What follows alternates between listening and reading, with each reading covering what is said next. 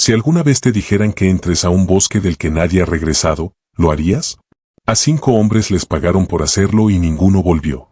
El problema no fue perderse, fue que algo ahí adentro no los dejó salir. Voces que te llaman por tu nombre, caminos que cambian solos y una presencia que no te persigue porque sabe que ya te tiene. Esta es la historia de lo que pasa cuando entras a un lugar que no quiere dejarte ir. El trabajo que nadie quería. Acepté ese trabajo porque no tenía otra opción. Mi nombre es Julián, y en ese momento mi mundo se reducía a una sola cosa: conseguir dinero rápido. Mi madre llevaba semanas enferma, cada día más débil, y los medicamentos eran más caros de lo que yo podía permitirme. Hay una desesperación muy particular en ver cómo alguien que amas se apaga frente a ti y saber que no estás haciendo lo suficiente para detenerlo.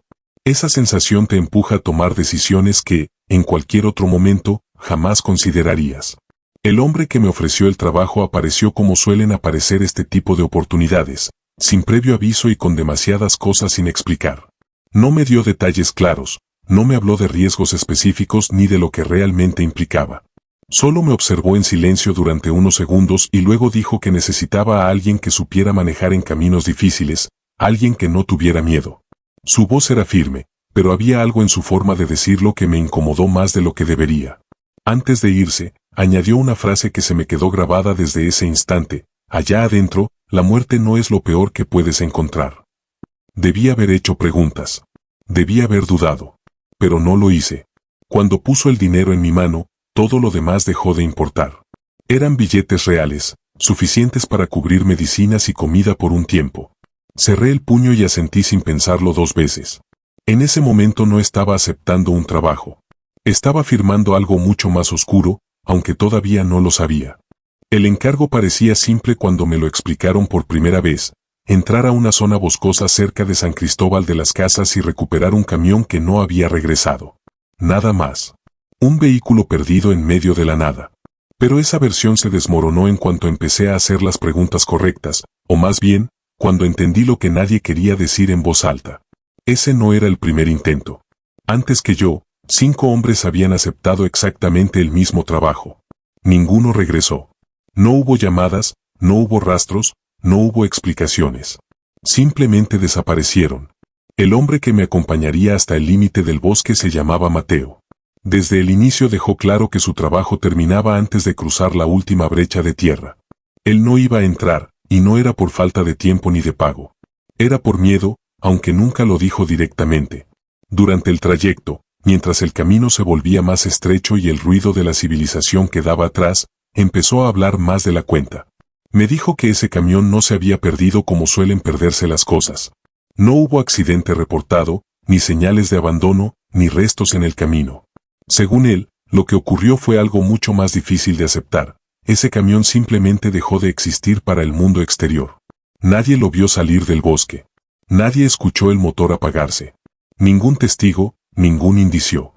Como si en el momento en que cruzó ese límite invisible, algo lo hubiera borrado por completo. Mateo lo resumió de una forma que me dejó pensando más de lo que quería admitir. Dijo que hay lugares donde las cosas no se pierden, lugares donde las cosas son reclamadas. Y ese bosque, según él, era uno de esos sitios. Antes de cruzar el límite del bosque, Mateo insistió en hacer una parada en una comunidad cercana. Dijo que, si alguien sabía algo sobre esa zona, sería la gente que había vivido toda su vida junto a ella. El lugar era pequeño, casi olvidado, con casas de madera y lámina dispersas entre caminos de tierra.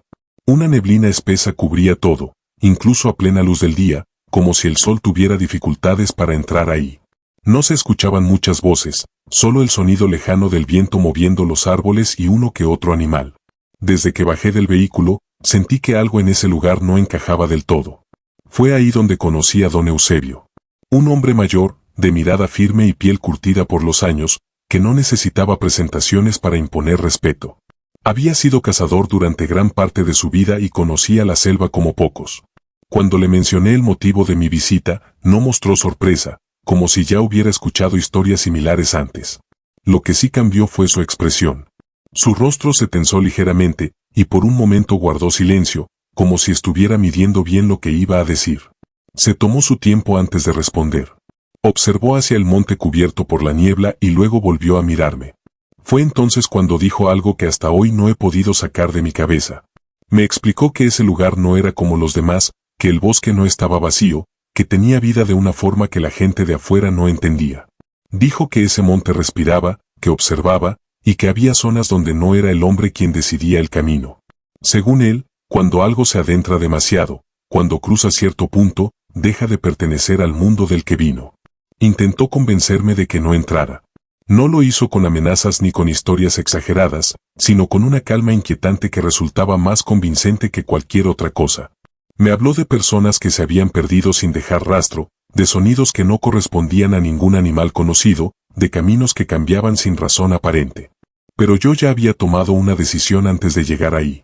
Escuché todo lo que dijo, asentí por respeto, pero en el fondo sabía que no iba a retroceder. El dinero, la necesidad y esa sensación de no tener otra salida pesaban más que cualquier advertencia. Entramos al amanecer, cuando el cielo apenas comenzaba a aclarar y la niebla seguía aferrada a los árboles como una capa espesa. La luz del sol lograba filtrarse entre las ramas, pero no iluminaba del todo el camino. Había zonas donde la oscuridad permanecía intacta, como si la noche se negara a irse. Desde el primer paso dentro del bosque, el aire se sintió distinto, más denso, más difícil de respirar, como si cada bocanada cargara algo que no debía estar ahí. Don Eusebio decidió acompañarnos, y no lo hizo por dinero ni por curiosidad. Había algo en su mirada que dejaba claro que lo hacía por otra razón, una que no quiso explicar. Con él venía Rafael, un hombre más joven, serio, que apenas hablaba pero no soltaba su arma en ningún momento. Ambos iban preparados, con rifles y herramientas de caza, pero lo que más me llamó la atención fue que esa preparación no les daba tranquilidad. Se movían con cuidado, atentos a cada detalle, como si supieran que en ese lugar las reglas eran diferentes. Caminamos durante horas sin encontrar rastro alguno del camión. El terreno era irregular, lleno de raíces, piedras y vegetación espesa que dificultaba cada paso. El cansancio empezó a acumularse, pero no era lo único que pesaba. Poco a poco, empecé a notar algo que no podía explicar con lógica. El bosque no tenía un sonido constante. No era como otros lugares donde siempre hay insectos, aves o el movimiento del viento. Aquí, los sonidos aparecían y desaparecían sin patrón alguno. Había momentos en los que todo quedaba en completo silencio. No un silencio normal, sino uno tan profundo que resultaba incómodo, como si el mundo se hubiera detenido por unos segundos. En esos instantes, la sensación era clara y difícil de ignorar, no estábamos solos. Era como si algo nos observara desde algún punto que no podíamos identificar, esperando, midiendo cada uno de nuestros movimientos. Con el paso del tiempo, entendí que no era el cansancio lo que me estaba afectando, ni la tensión del trabajo. Era el lugar. Ese bosque no se comportaba como un entorno natural. Había algo en el que no seguía las reglas que uno espera. Y lo más inquietante de todo no era lo que podías ver, sino lo que no podías escuchar. Porque en ese lugar, el silencio no era ausencia de sonido. Era presencia. Y se sentía. Ya estaba oscureciendo cuando me alejé unos metros del campamento para recoger ramas secas. La luz se había vuelto tenue y el bosque comenzaba a cambiar. Las sombras se alargaban entre los árboles y la temperatura descendía con rapidez. Cada paso que daba se sentía más pesado, como si el entorno se volviera más denso con la llegada de la noche. Intentaba concentrarme en lo que estaba haciendo, evitando pensar en todo lo que habíamos visto y en lo que no habíamos encontrado. Fue entonces cuando la escuché. No fue un ruido fuerte ni algo que rompiera el silencio de golpe. Fue una voz baja, casi un susurro, pero lo suficientemente clara como para no dejar dudas. Era femenina, suave, con un tono que no transmitía agresividad, pero tampoco tranquilidad.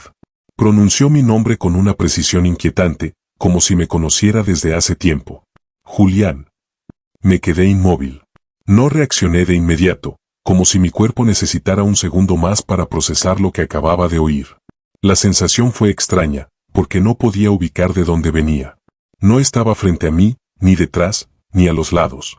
Era como si el sonido no tuviera dirección, como si surgiera del aire mismo. Durante un instante, incluso sentí que la voz no venía de afuera, sino de dentro de mi propia cabeza. Me giré de golpe, revisé entre los árboles, forcé la vista tratando de encontrar a alguien, cualquier señal de movimiento. No había nada.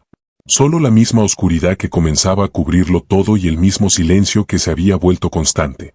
Permanecí unos segundos más en ese lugar, esperando escucharla de nuevo, pero no volvió a suceder. Regresé al campamento más rápido de lo que quería admitir.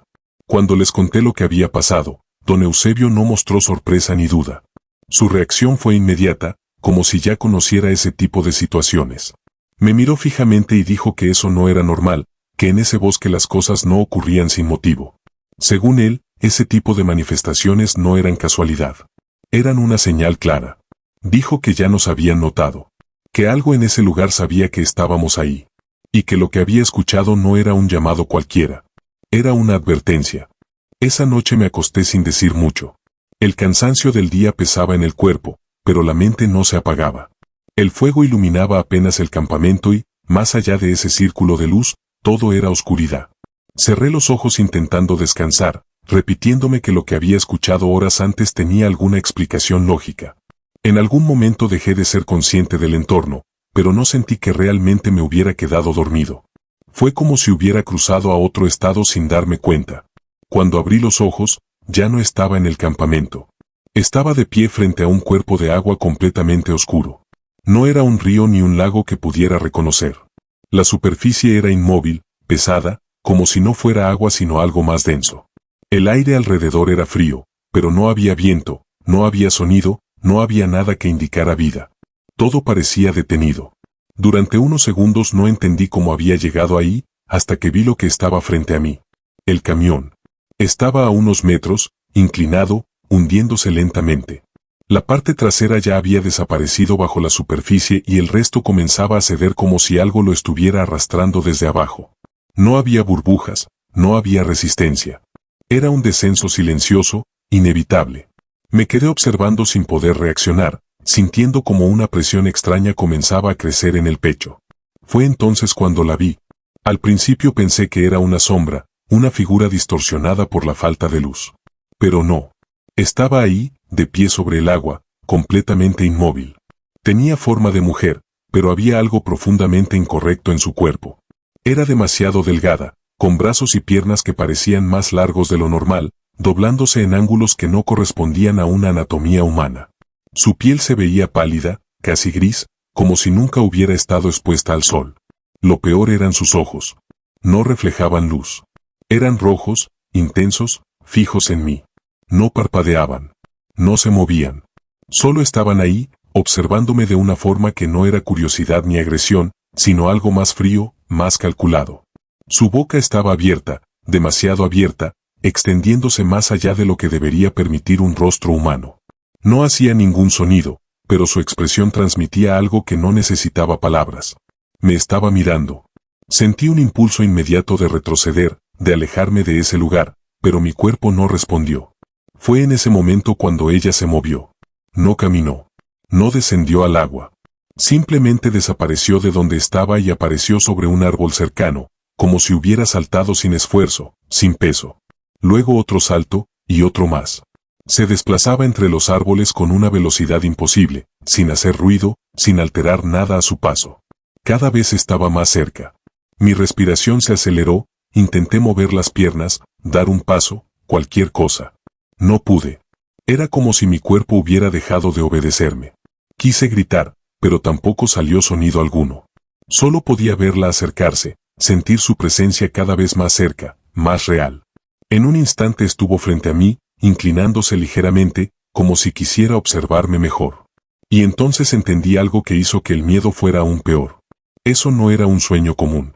No se sentía como algo creado por mi mente. Se sentía como si yo hubiera entrado en su mundo. Desperté de golpe, con el cuerpo tenso y la respiración descontrolada, como si hubiera estado corriendo durante horas. El frío de la noche me golpeó de inmediato, pero no fue eso lo que me hizo reaccionar, sino la sensación clara de que algo no estaba bien, de que aquello que acababa de ver no se había quedado en mi mente. Abrí los ojos esperando encontrar el campamento tal como lo había dejado, pero el ambiente era distinto. Había movimiento, tensión, una alerta que no existía antes. No fui el único en despertar, y eso fue lo primero que me confirmó que algo más estaba ocurriendo. Don Eusebio ya estaba de pie, a unos metros del fuego, con una expresión completamente diferente a la que había mostrado durante el día. Tenía un cuchillo en la mano y lo sostenía con firmeza, como si no fuera la primera vez que enfrentaba algo así. Murmuraba palabras en voz baja, frases que no logré entender, pero que claramente no eran improvisadas. Su mirada no estaba en nosotros, estaba fija en la oscuridad, concentrada en un punto que ninguno de nosotros podía ver, como si estuviera siguiendo algo que se movía más allá del alcance de la luz. De pronto, sin previo aviso, levantó el brazo y lanzó un corte al aire. No fue un movimiento desesperado ni impulsivo, fue preciso, directo, como si realmente hubiera algo frente a él. El gesto fue tan firme que por un instante todos quedamos inmóviles, observando sin comprender. Después de ese movimiento, el silencio se volvió absoluto, pesado, como si todo el bosque se hubiera detenido al mismo tiempo. Fue entonces cuando se escuchó el grito. No fue un sonido común, no se parecía a nada que hubiera escuchado antes. No era un animal, tampoco una persona. Era algo diferente, una mezcla de tono agudo y profundidad que hacía vibrar el aire, como si no solo se escuchara, sino que se sintiera dentro del cuerpo. Venía desde la selva, desde un punto que no podíamos ubicar con exactitud, pero lo suficientemente cercano como para hacernos entender que no estábamos a salvo. Lo más inquietante no fue el grito en sí, sino reconocerlo al instante. Era la misma voz. La misma que había pronunciado mi nombre horas antes. La misma que había escuchado en ese lugar oscuro frente al agua. No había forma de confundirla. En ese momento desapareció cualquier duda que pudiera tener. No había sido un sueño. No había sido imaginación. Aquello que había visto, aquello que me había observado, existía fuera de mi mente. Rafael se levantó de inmediato, tomando su arma y apuntando hacia la oscuridad sin apartar la vista. El fuego crepitaba detrás de nosotros, pero ya no ofrecía ninguna sensación de protección. Don Eusebio bajó lentamente el cuchillo, sin dejar de observar el bosque, y en su rostro se dibujaba algo más que preocupación. Era la expresión de alguien que había confirmado un temor que ya tenía desde antes. Nadie dijo nada durante varios segundos. No hacía falta. Todos entendimos lo mismo al mismo tiempo. Lo que fuera que habitaba ese lugar no solo nos había visto, ya había hecho contacto. Y en ese instante, la idea de salir de ese bosque empezó a sentirse mucho más lejana de lo que habíamos imaginado. No tuvimos que esperar mucho. Después de aquel grito, el silencio regresó por unos segundos, pero ya no era el mismo. Había algo distinto en el aire, una tensión constante que hacía imposible relajarse. Todos permanecimos atentos, con la vista fija en la oscuridad que rodeaba el campamento, tratando de anticipar cualquier movimiento. Fue Rafael quien la vio primero. No dijo nada al inicio, solo levantó ligeramente el arma y apuntó hacia las copas de los árboles. Entonces la vimos.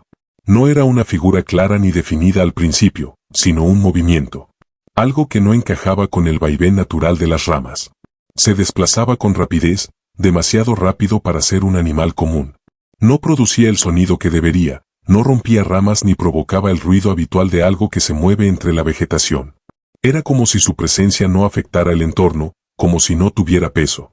Aún así, estaba ahí, pasando de un árbol a otro, observándonos desde arriba. A medida que la vista se acostumbraba a la oscuridad, la silueta se volvió más evidente. Era alta, desproporcionada, con extremidades que se extendían más de lo normal. No se movía como un cuerpo humano ni como un animal. Había algo errático en sus movimientos, algo que no seguía ningún patrón conocido. Se detenía por instantes, quedándose completamente inmóvil, y luego volvía a desplazarse con una velocidad imposible, como si se impulsara sin esfuerzo alguno. Rafael no esperó más. Disparó. El sonido del arma rompió el silencio de forma abrupta y resonó entre los árboles. Por un instante, la figura perdió el equilibrio y cayó. Escuchamos el golpe seco contra el suelo, lo suficientemente claro como para pensar que había terminado. Nadie habló. Nadie se movió de inmediato. Solo nos quedamos observando el punto donde había caído, intentando procesar lo que acababa de ocurrir. Don Eusebio fue el primero en avanzar. Levantó una linterna y apuntó directamente hacia el suelo, seguido por Rafael y por mí. La luz recorrió las hojas, las ramas, la tierra húmeda. Esperábamos ver un cuerpo, una forma, cualquier evidencia de que aquello había sido real y que ahora estaba ahí, inmóvil. Pero no había nada. Ni rastro, ni sangre, ni marcas. Solo el suelo cubierto de hojas que aún se movían ligeramente, como si algo hubiera estado ahí hace apenas un segundo. La ausencia fue más perturbadora que cualquier otra cosa que hubiéramos visto hasta ese momento. Porque confirmaba algo que ninguno quería aceptar. No era algo que pudiera ser detenido de forma normal. Y lo que fuera que estaba en ese bosque, no había terminado con nosotros. El amanecer llegó sin que nadie lo celebrara. La luz se filtró entre los árboles como si no tuviera fuerza suficiente para imponerse, y aún así fue nuestra señal para movernos. Nadie mencionó lo ocurrido durante la noche. No hacía falta. Bastaba con mirarnos para entender que todos habíamos visto lo mismo, que todos estábamos pensando en lo mismo. Recogimos el campamento con rapidez y sin discutir, como si quedarnos un minuto más fuera un error que no podíamos permitirnos. Comenzamos a caminar siguiendo la misma dirección por la que habíamos entrado. Don Eusebio iba al frente, marcando el paso con seguridad, o al menos eso parecía. Rafael lo seguía de cerca, atento a cualquier movimiento, y yo cerraba el grupo, tratando de no perder de vista nada a mi alrededor. Al principio, el recorrido parecía normal. El terreno era difícil, pero reconocible. Sin embargo, conforme avanzaban las horas, algo empezó a sentirse fuera de lugar. No fue un cambio brusco. Fue una acumulación de detalles pequeños que, por sí solos, podían parecer insignificantes. Un árbol con una forma particular que ya habíamos visto antes. Una roca marcada que parecía demasiado familiar. Un arroyo estrecho que juraría que habíamos cruzado tiempo atrás. Intenté ignorarlo, convencido de que era el cansancio o la tensión jugándome una mala pasada. Pero la sensación no desaparecía. Al contrario, se hacía más evidente con cada paso. Después de varias horas, la duda dejó de ser duda. Era certeza. Estábamos pasando por los mismos lugares. Don Eusebio se detuvo en seco. Observó a su alrededor durante unos segundos, analizando cada detalle con una atención que no había mostrado antes. Luego respiró hondo y habló sin rodeos, con una calma que resultaba más inquietante que cualquier señal de miedo.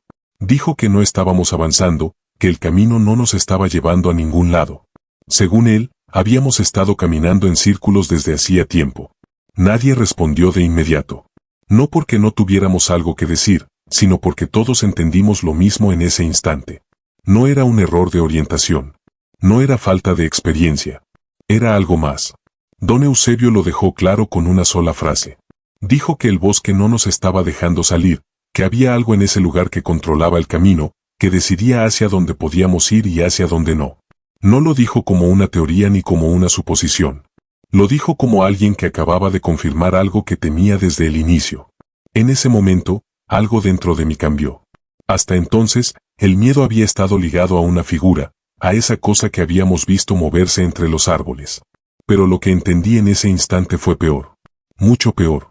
Porque significaba que no dependía de esconderse, ni de correr, ni de defenderse. No estábamos siendo perseguidos. Estábamos siendo retenidos. Y en ese lugar, eso significaba que no éramos visitantes. Éramos parte de algo que ya había decidido no dejarnos ir. Horas después de seguir caminando sin rumbo claro, cuando el cansancio ya empezaba a nublar el pensamiento y la desesperación se hacía difícil de ocultar, ocurrió algo que ninguno esperaba. En medio de ese entorno cerrado, repetitivo y hostil, encontramos a alguien. No fue un sonido previo ni una señal evidente. Simplemente apareció frente a nosotros, como si siempre hubiera estado ahí y nosotros apenas la estuviéramos viendo. Era una mujer. Estaba sentada sobre una roca, vestida completamente de blanco, con una postura tranquila, casi serena. No mostraba señales de cansancio, ni de miedo, ni de haber estado perdida en ese lugar. Su presencia no encajaba con nada de lo que habíamos experimentado hasta ese momento. Mientras nosotros estábamos sucios, agotados y tensos, ella parecía intacta, como si el bosque no tuviera efecto alguno sobre ella. No se movió cuando nos acercamos, no mostró sorpresa. Solo levantó la mirada y nos observó en silencio. Se presentó como María. Su voz era calmada, firme, y tenía una claridad que contrastaba con todo lo demás en ese lugar. Don Eusebio fue el primero en hablarle, intentando entender quién era y cómo había llegado ahí, pero ella no respondió directamente a esas preguntas. En lugar de eso, empezó a decir cosas que parecían dirigidas más a nuestra situación que a nuestra curiosidad. Nos explicó que ese bosque no era un lugar común, que no se trataba solo de un espacio natural donde las personas se pierden por descuido. Según ella, ese lugar tenía algo más profundo, algo que no se podía ver pero que estaba presente en cada rincón. Dijo que ese sitio tenía dueño. No hablaba de una persona, ni de alguien que pudiera ser enfrentado o comprendido con lógica. Hablaba de algo antiguo, algo que existía desde antes de que cualquiera de nosotros pudiera imaginar. No lo describió con detalles físicos, no intentó ponerle una forma. Solo dejó claro que no era un espíritu común, ni una presencia pasajera. Era algo que pertenecía al lugar, algo que lo controlaba. Luego explicó cómo funcionaba. Dijo que no atacaba de inmediato, que no necesitaba hacerlo. Primero se hacía notar, de formas sutiles, casi imperceptibles. Llamaba a quienes entraban, utilizaba voces, recuerdos, cualquier cosa que pudiera captar su atención. Después comenzaba a confundirlos, a alterar su percepción del espacio, del tiempo, de la dirección. Y cuando finalmente lograba que la persona perdiera toda referencia, cuando ya no sabía dónde estaba ni cómo regresar, entonces dejaba de ser alguien que estaba de paso. Se convertía en parte del bosque. Mientras hablaba, nadie la interrumpió. Nadie cuestionó sus palabras. No porque no tuviéramos dudas, sino porque, en el fondo, todo lo que decía encajaba demasiado bien con lo que ya habíamos vivido. No era una teoría. Era una explicación que llegaba tarde. Miré a don Eusebio en ese momento. Había visto su seguridad desde que lo conocí, su experiencia, su forma de moverse y de entender el entorno. Pero en ese instante, por primera vez, su expresión cambió por completo. Ya no era la de alguien que analiza o que se prepara. Era la de alguien que ha comprendido algo que no tiene solución. Y fue ahí cuando lo entendí. No estábamos tratando de salir de ese lugar. Estábamos tratando de escapar de algo que ya había empezado a cerrarse sobre nosotros. Y probablemente, para entonces, ya era demasiado tarde. Nadie respondió de inmediato a lo que dijo María. El silencio volvió a caer sobre nosotros, pero esta vez era distinto. No era solo miedo, era aceptación. Algo dentro de cada uno ya había entendido que no estábamos enfrentando algo que pudiera resolverse con lógica o fuerza. Don Eusebio fue el primero en reaccionar. Dio un paso al frente, como si quisiera hacer una última pregunta, pero se detuvo a medio camino. Su mirada dejó de estar en María y se fijó en un punto detrás de ella, como si hubiera notado algo que nosotros aún no alcanzábamos a ver. En ese momento volvimos a escucharla. La voz ya no era lejana ni dudosa. Era clara, cercana y demasiado real. Pronunció mi nombre con la misma calma inquietante de antes, como si no hubiera pasado el tiempo, como si nunca se hubiera ido. Sentí un escalofrío recorrerme el cuerpo mientras giraba lentamente hacia el origen del sonido. Entre los árboles, a unos metros de nosotros, estaba esa cosa. No se ocultaba, no intentaba esconderse, no mostraba prisa. Simplemente permanecía ahí, observándonos con una quietud que resultaba más perturbadora que cualquier movimiento. A plena luz del día su forma era aún más difícil de procesar. Su cuerpo seguía siendo antinatural, alargado, como si no hubiera sido creado correctamente.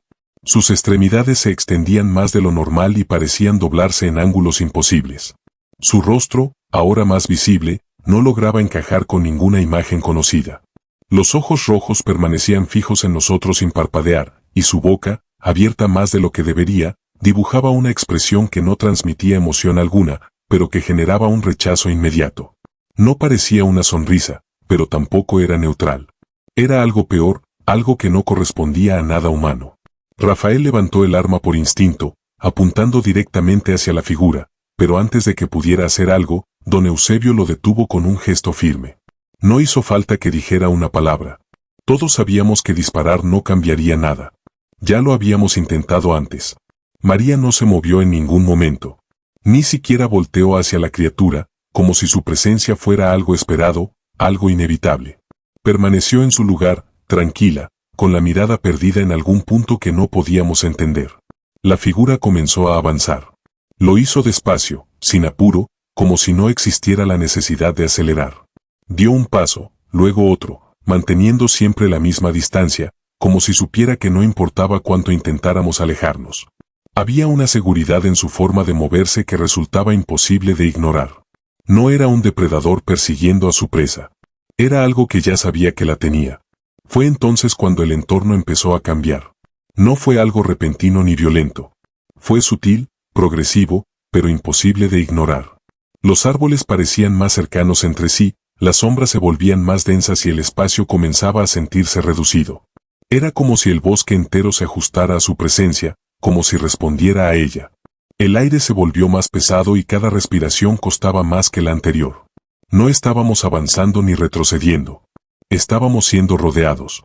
María habló una última vez, sin alterar su tono, sin mostrar miedo. Dijo que ya habíamos cruzado demasiado, que habíamos dejado atrás el punto en el que aún era posible regresar. Explicó que ya no estábamos intentando salir, que el proceso había cambiado sin que nos diéramos cuenta. Lo que habíamos visto, lo que habíamos escuchado, lo que habíamos sentido, no había sido para asustarnos, sino para prepararnos, para acostumbrarnos, para quedarnos. Nadie intentó correr. Nadie gritó. No porque no tuviéramos miedo, sino porque en ese momento todos entendimos lo mismo. No había salida. No en el sentido que conocíamos. No en ese lugar. Intenté dar un paso atrás, solo uno, buscando algún tipo de reacción, pero el suelo no se sentía igual. Era más blando, más inestable, como si no fuera tierra firme. Bajé la mirada por un instante y tuve la sensación de que algo se movía debajo, como si el terreno mismo estuviera vivo. Después de eso, todo comenzó a desdibujarse. El sonido desapareció poco a poco, como si alguien lo estuviera apagando. La luz se volvió tenue hasta casi desaparecer. Las formas dejaron de ser claras y lo único que permaneció fue esa sensación constante de estar siendo observado desde todos lados al mismo tiempo. No había un punto específico, no había una dirección. Era una presencia total, envolvente.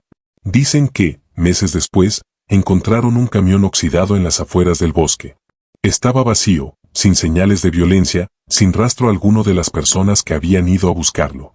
Todo parecía normal a simple vista, como si nunca hubiera ocurrido nada. Pero hay un detalle que casi nadie menciona, algo que no aparece en los reportes ni en las versiones oficiales. En la puerta del conductor, por dentro, había marcas. Como si alguien hubiera intentado salir. Y si crees que esta historia termina aquí, estás equivocado, porque hay algo que no te conté.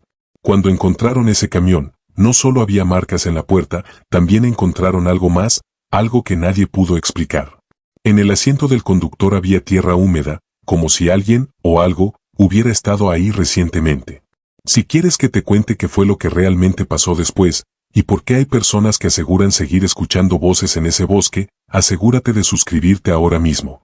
Porque aquí, en Historias Sombrías de Nox, no todas las historias terminan cuando el video acaba, y la próxima podría ser la tuya.